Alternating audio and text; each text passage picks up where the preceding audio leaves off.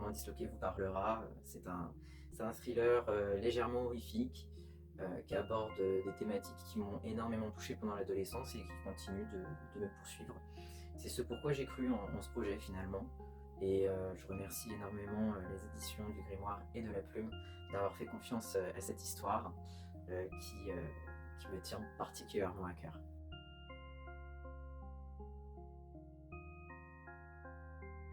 Alors, à l'origine, le manuscrit disloqué n'avait pas ce nom-là. Il avait un autre titre qui était Mantis.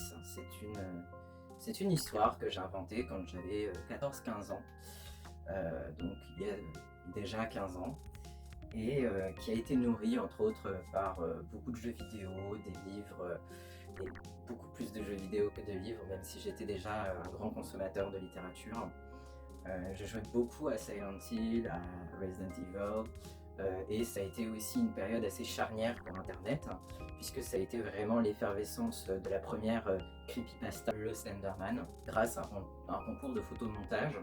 Et en fait, il a réussi à créer des photomontages assez étranges et perturbants, avec toujours en arrière-plan un grand homme sans visage, avec un costume noir.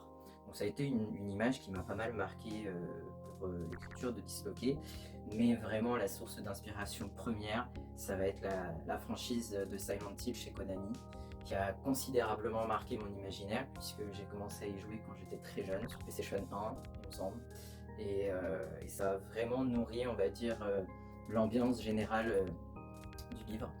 Donc derrière tout ça, la volonté d'écrire un premier vrai roman abouti, puisque j'avais déjà écrit des petites histoires avant.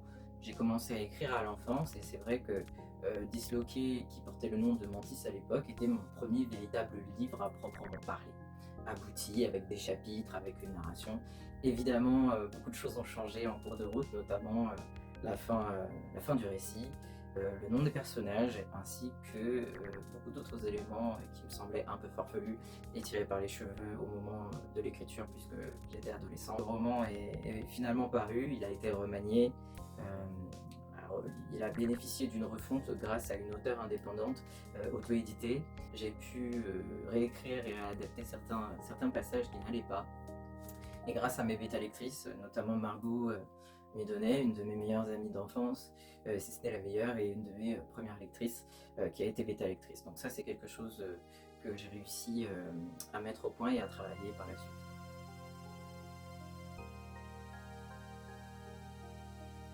Le titre fait sens petit à petit, comme beaucoup d'autres ouvrages avant Disloqué, c'est-à-dire que petit à petit, au fil de l'histoire, on se rend compte qu'on assiste vraiment à une brisure, une espèce de cassure évolutive, progressive. Et je trouve que le terme disloqué à l'oreille, je suis assez sensible au son, aux assonances, puisque j'écris pas mal de poésie. Et c'est vrai que le son disloqué, il y a ce S qui précède le L et qui donne un côté un peu sournois que j'aime beaucoup et qui impose en fait déjà une atmosphère. Donc, outre l'aspect sonore et visuel du terme disloqué, qui fait penser à un démembrement physique mais aussi mental, il y a ce petit jeu de sens, de l'ouïe, vraiment.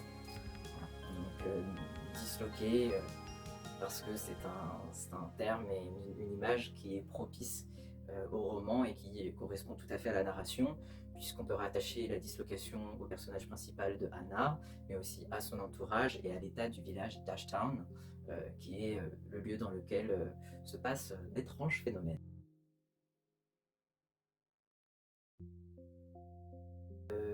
Oui, outre les jeux vidéo qui sont du coup vraiment du domaine de la fiction pure, il y a une légende en particulier qui a énormément nourri le lore, si je peux reprendre le langage du jeu vidéo.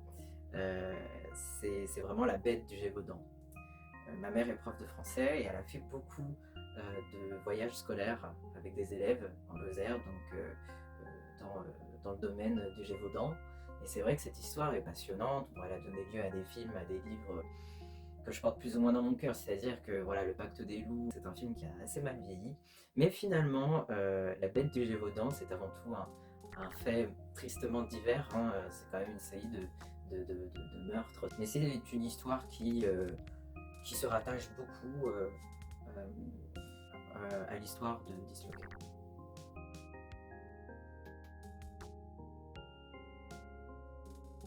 Alors, j'ai tendance à dire qu'il s'agisse du cinéma, de la musique, de la littérature, il y a des clichés, des éléments qui vont parler à un grand nombre. Et c'est vrai que toute l'esthétique et toutes les questions liées à l'exorcisme, aux sectes, au visuel, à l'esthétique liée aux églises abandonnées, aux ruines, aux lieux de culte, il y a quelque chose de très mystérieux. Ça aurait pu être n'importe quelle religion. J'aurais pu choisir l'islam, j'aurais pu choisir le judaïsme, j'aurais pu choisir aussi des sectes, j'aurais pu créer ma propre religion, mais j'ai choisi la chrétienté pour une seule et bonne raison, c'est que je suis passionné par l'histoire de l'art, et l'art religieux et surtout catholique me parle plus qu'autre chose.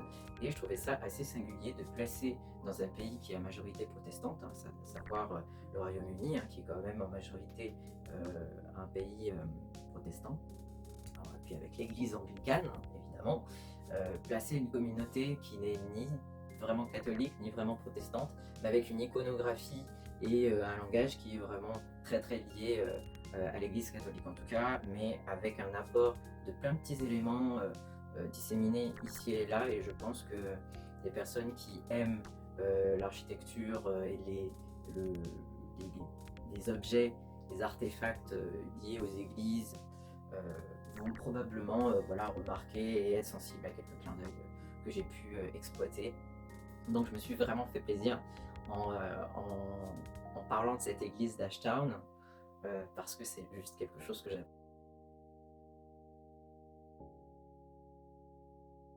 La première fois que j'ai commencé à écrire l'ancêtre de Disloqué, donc ce manuscrit, effectivement, je voulais faire un codage.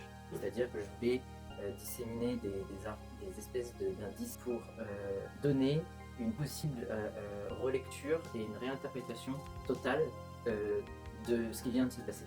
C'était mon but à la base. C'était pas des indices pour deviner la fin, c'était des indices pour une possible euh, compréhension alternative du roman. Donc à la base, effectivement, au début, j'ai voulu écrire Disloqué en disséminant au cours des pages des petits indices, des codes, notamment avec des lettres et des pages. Mais j'ai abandonné en cours puisque j'ai réécrit totalement le livre de A à Z. Alors, il n'y a pas une page, il y a pas un élément qui est resté du manuscrit originel.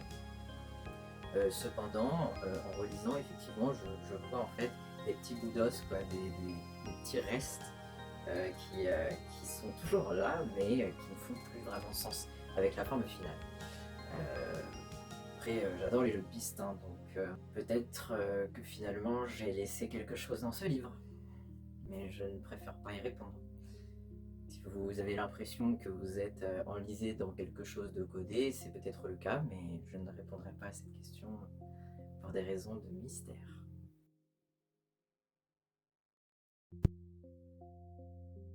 Ce personnage-là, il est tourmenté, hein, c'est dit dès les premières pages, ce n'est pas un spoiler du tout.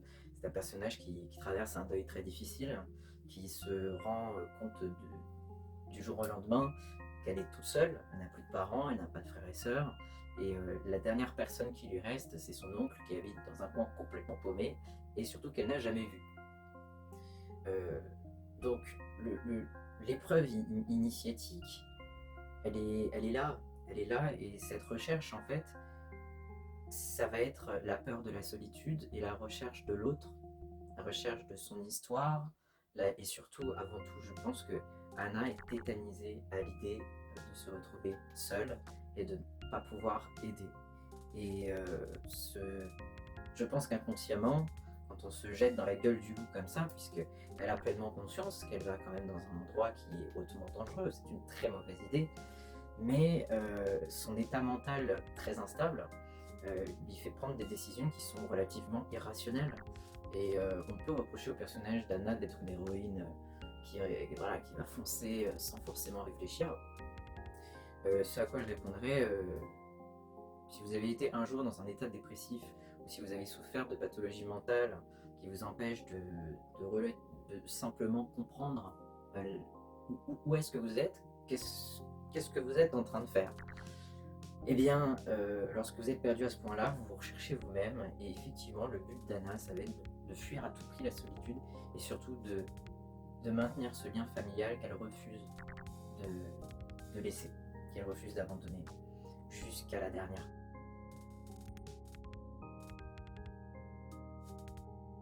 Ça va être assez rapide.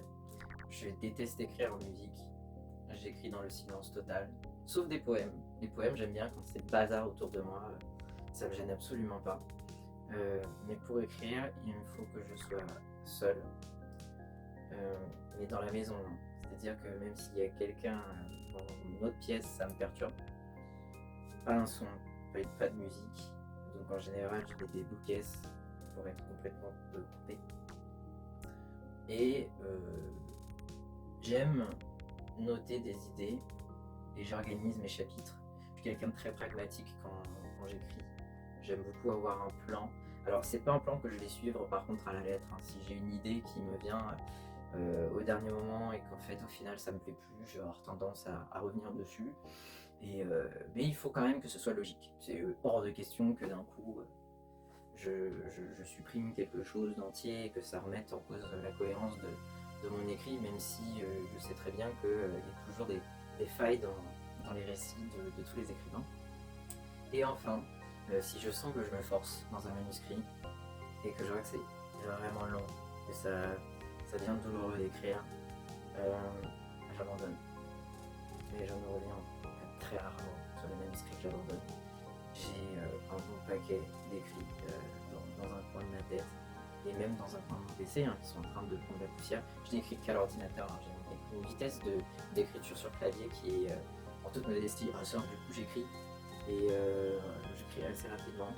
Et quand je vois que je ne suis pas obsédé par une idée que j'ai en tête, j'abandonne parce que c'est vraiment la passion et l'obsession et le fait de m'empêcher de dormir qui me prouve que ce que je suis en train d'écrire est qualité.